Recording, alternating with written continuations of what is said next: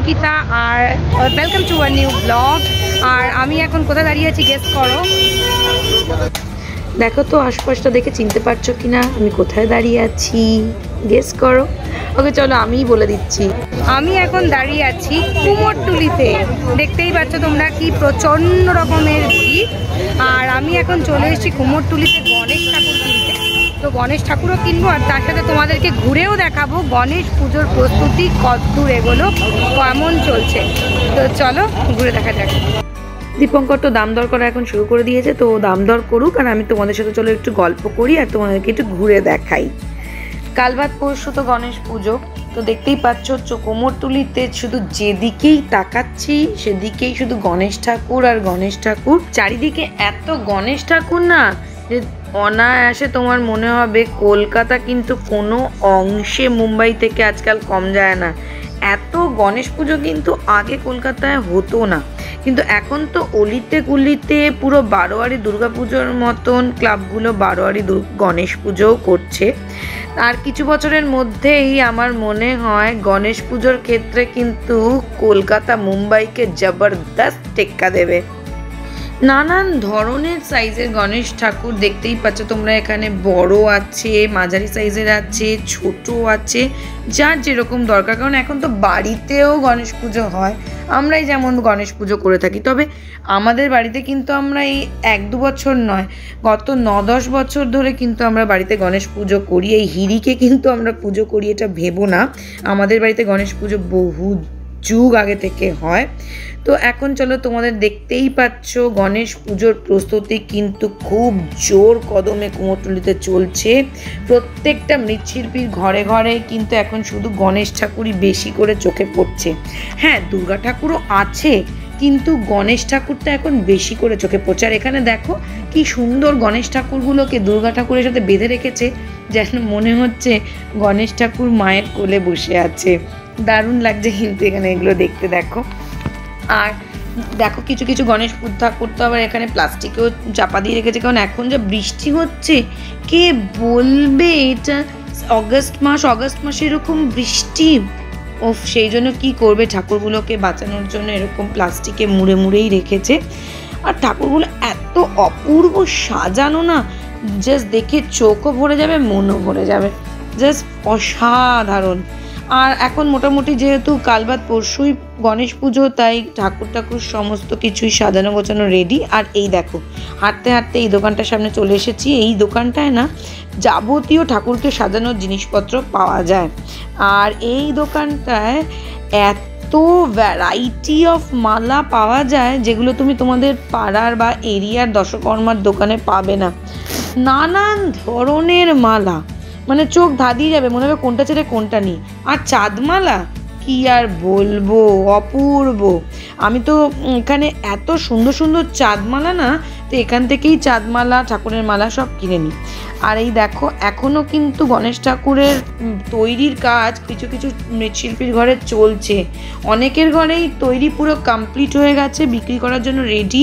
অনেক গণেশ ঠাকুরের হাতে তো দেখছি ট্যাগও ঝুলছে, তার মানে ওই ঠাকুরগুলো বুক করা হয়ে গেছে, বারোয়ারি পুজোর প্যান্ডেলে যাওয়ার জন্য ওই ঠাকুরগুলো রেডি।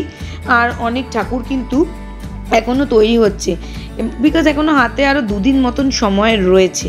আর এই দেখো কি সুন্দর সুন্দর ঠাকুরকে সাজানোর জিনিস। আর এখানে দেখো ঠাকুরগুলো অপূর্ব। তবে এইখানে ঠাকুরগুলো যেটা দেখে আমার একটু জাস্ট মানে অবাক লাগছিল, ঠাকুরের হাতে বীণা। গণেশ ঠাকুরের হাতে কোনোদিনও বীণা দেখেছো এর আগে? বীণা মানে ঠাকুরকে সুন্দর করে সাজানোর জন্য মানে ঠাকুরেরও ফ্যাশন কম্পিটিশন, বুঝলে তো। দেখো এখানে ঠাকুরের হাতে বাঁশি ধরিয়ে দিয়েছে।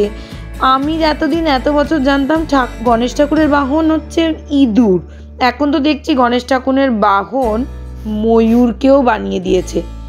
ইভেন ময়ূর শুধু না, ঠাকুরকে দেখতে পাচ্ছি অনেক জায়গায় ইয়ের ওপর বসে আছে, বলো গরুর ওপর বসে আছে। কি অবাক কাণ্ড, আমি তো সত্যিই দেখে অবাক। এই দেখো এই ঠাকুরটা দেখো কি বিশাল ঠাকুরটা, বাট হাতে হচ্ছে বীণা।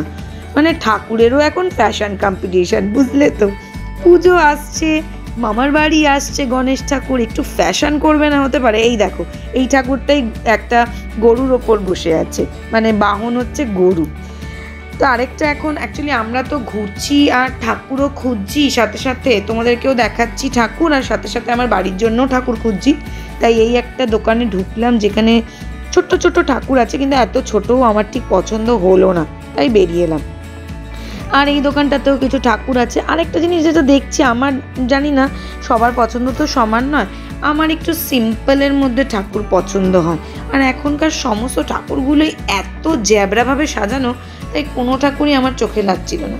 আর দেখো গণেশ পুজো হয়ে যাচ্ছে, মানে পুজো চলেই এলো, আর গণেশ পুজোর পরেই আছে বিশ্বকর্মা পুজো, তাই এখানে কিন্তু প্রচুর বিশ্বকর্মা ঠাকুরও রেডি হচ্ছে। আর এই ঠাকুরটা দেখো কি বড়, বিশাল, অসাধারণ। আর এখানে চলছে লাস্ট মোমেন্ট প্রস্তুতি, একটু last moment final touch up বলতে পারো। ঠাকুরও কিন্তু সেজে গুজে নিচ্ছে, মামার বাড়ি এসছে বলে কথা, একটু সাজগোজ করবে না? তো যাই হোক, চলো এখন সামনের দিকে এগোই। আমার বাড়ির ঠাকুরটাও তো কিনতে হবে রে বাবা। দেখি কি ঠাকুর পছন্দ হয়। ঠাকুরগুলোকে এত বেশি পুঁতি দিয়ে সাজিয়ে দিয়েছে না, তাই জন্য ঠিক কোনটা কিনবো না বুঝে উঠতে পারছি না। দেখো সব ঠাকুরই শুধু মানে একটু বেশি অতিরিক্ত মণিমাণিক্য পড়ে ফেলেছে আর কি। তো চলো এগোনো যাক। কোথাওই পছন্দ হচ্ছে না, দীপঙ্কর তো খচে যাচ্ছে। আর এই দেখো এখানে না সাবেকি ঠাকুর, এখানে যতগুলো গণেশ ঠাকুর দেখলাম এই দোকানটায় সবই সাবেকি গণেশ ঠাকুর। সব দেখো কি সুন্দর লাল আর হলুদ দিয়ে বানানো। তো যাই হোক, এই দোকানে এসে একটা গণেশ ঠাকুর পছন্দ হলো শেষ পর্যন্ত।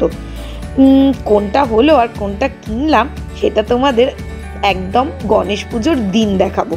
আগের বছরও তো তোমাদের সাথে গণেশ পুজোর ভিডিও শেয়ার করেছিলাম, তো এবছরও গণেশ পুজোর ব্লগ তোমাদের সাথে অবশ্যই শেয়ার করবো, আর সেদিনই তোমরা আমার বাড়ির গণেশকে দেখতে পাবে। আর এই দেখ কি সুন্দর অপূর্ব এই ঠাকুরগুলো কিন্তু দারুণ সাজানো। আর যে দেখতে পাচ্ছ কীরকম ট্যাগ ঝুলছে হাতে, মানে অলরেডি এটা কোনো একটা বারোয়ারি পুজোয় যাওয়ার জন্য বুকিং হয়ে গেছে। অসাধারণ, কি পুরো একদম ভেলভেটের মতন যে ড্রেসগুলো পরিয়েছে সেগুলো ভেলভেটের ড্রেস, ওই জন্য আরও সুন্দর লাগছে দেখতে।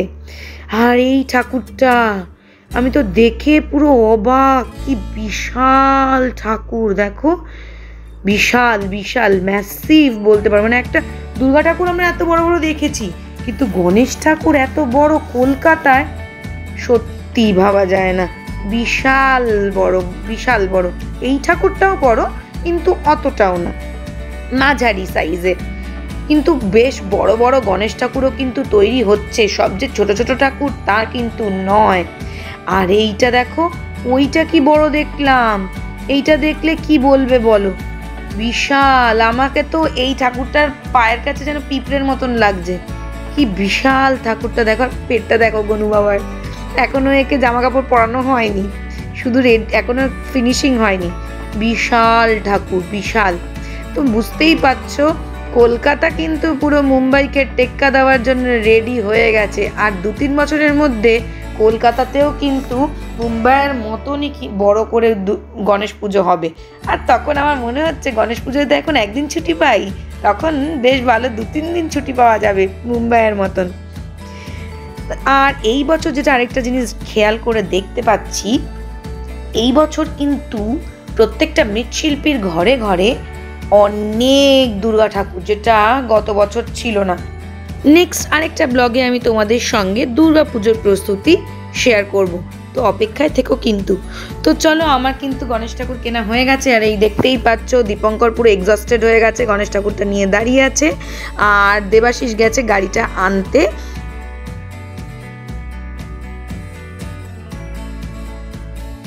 গাড়িতে উঠে পড়েছি। আর আজকের ব্লগটা এখানেই এন্ড করছি। আর আজকের ব্লগটা যদি তোমাদের ভালো লেগে থাকে তাহলে অবশ্যই লাইক করো, শেয়ার করো। আর আমার চ্যানেলে যদি নতুন ভিউয়ার হয়ে থাকো তাহলে অবশ্যই সাবস্ক্রাইব করে দিও। আর এই দেখো আমার গনু বাবা তো পাশে নিয়ে বসে আছি, একটু ধরে নিয়ে যেতে হবে নাহলে পড়ে যেতে পারে। তো যাই হোক, আজকের ব্লগটা এখানেই এন্ড করছি। সবাই খুব ভালো থেকো, বাই বাই।